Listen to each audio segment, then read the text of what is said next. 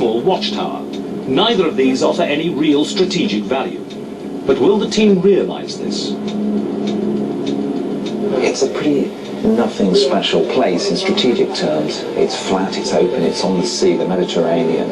And yet, over centuries, it's been the site for battles many, many times. Several times in the ancient period.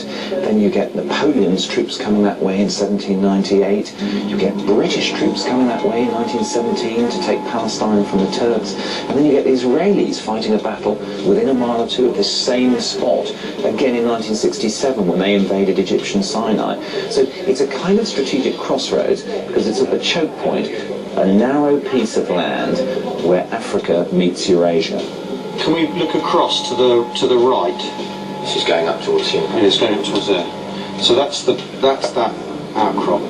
You see, it's not that steep. It's fairly featureless, isn't it? Really. And those hills at the back. Can we go right to where the. Keep going, Adam, if you can. Right over just to see how high they are. As far as the team is concerned, they're groping for some significant terrain feature to help them understand the ground they're going to fight on. But as you see, the team is looking at the boundaries of this battlefield, not at the battlefield itself. When you look at this battlefield, there's nothing to see. This is the thing, we're well matched. The terrain doesn't seem to actually amount to much, and it's going to just be down to... If they've got a watchtower, that is, as you say, really important. So if we could do a sneaky beaky around the side, try to and take that out, and then we can watch the battle from there. We need to take that out. I actually disagree. I think the thing to do is fight them where we find them, as we find them, rather than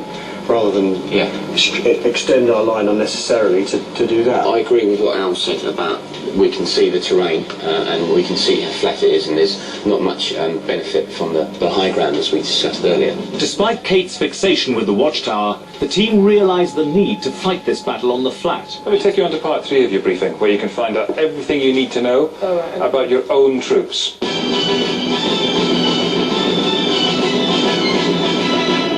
What happens here is our 2 lieutenants, and by the way, how do we decide who was in charge and who wasn't? I think the generals are meant to be the 4 guys, and they thought they should have a woman. And they're either being really chivalrous or entirely ungallant. I think so. I think you two just seemed more historically knowledgeable, and we figured that it's your show. But we're going to work as a team, huh? Of course. The only thing more upset for male ego for it to go wrong is if a woman gets it wrong. I'll take it, whatever. So no pressure there then? Yeah. No, nothing at all. All right, Lieutenants, Raphia and Raji, if you go down and join our technicians at the front.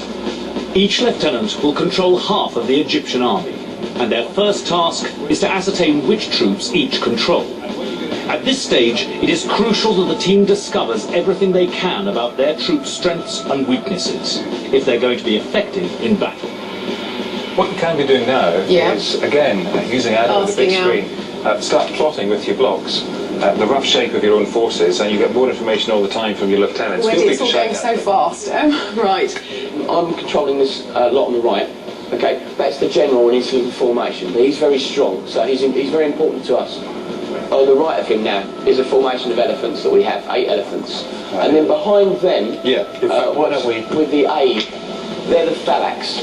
They are the big, long pikes that the Egyptians used. That's your heavy infantry, isn't it? That's your heavier infantry, is this mob here. We've got 4 lots of that.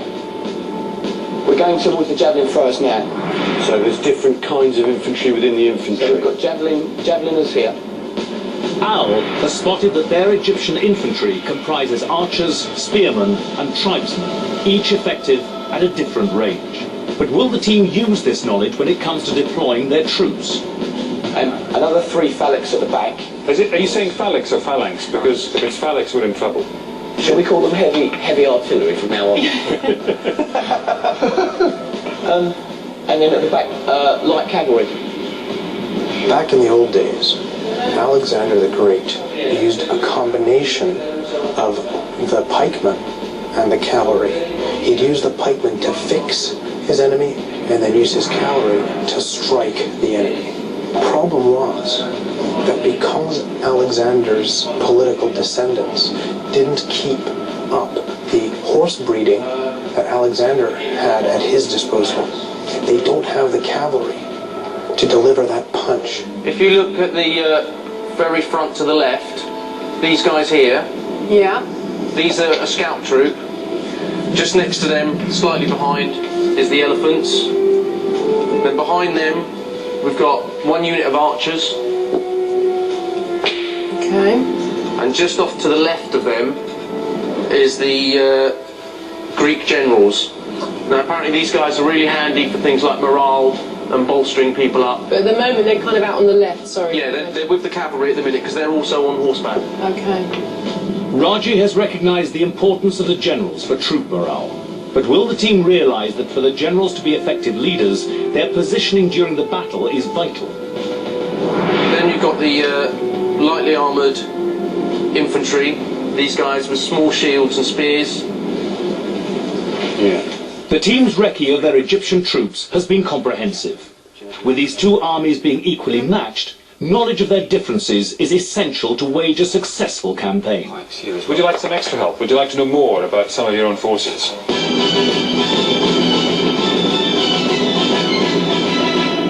Have a look at your elephants. Here's some of your key troops at your disposal. Egyptian elephants, effective against cavalry and close order infantry, vulnerable to larger Seleucid elephants and light infantry. Right, so we need to keep them away from the Seleucid elephants and the light infantry. These heavy war elephants are a formidable force when charging at phalanx troops. But the team mustn't forget that because they are so cumbersome, they can be hard to control and maneuver. Those elephants can be used cleverly under certain circumstances as sort of big fat cavalry, but they're not tanks. They do not offer firepower. They do not offer much protection. They offer a kind of big fat mobility.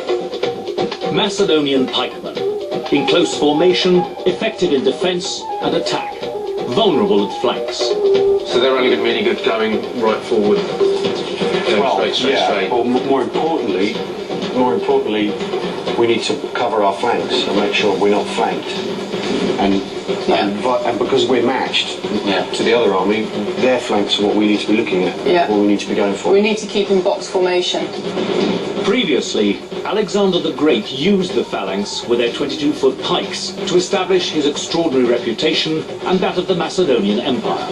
A century later, these two generals, Ptolemy with his Egyptian army and the Seleucids' Antiochus, continue to rely on their phalanxes to win battles. Thankfully, the team have spotted their one weakness. Because the pikes that these phalanges carry are so long, they can't turn side to side without knocking their buddies off their feet. As a result, these phalanges, the Macedonian phalanx, is very clumsy. Look, I've given you lots of extra help which the Egyptians never had back then. Now you can get a pretty close-up view of the enemy.